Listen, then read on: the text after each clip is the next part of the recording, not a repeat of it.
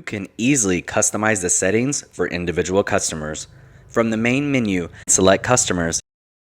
You'll see a list of your customers. Click the name or ID number that you would like to customize settings for. The Customer Info tab shows basic customer information. To make a change, click the Edit button at the bottom right. Make your changes, and then click Update Customer. The Customer Portal tab allows you to limit certain features of their customer portal. To make a change, click the Edit button at the bottom. To change any option, switch the toggle from on to off, then click Update Customer. The Advanced Options tab gives you even more control, such as charging late fees or processing fees.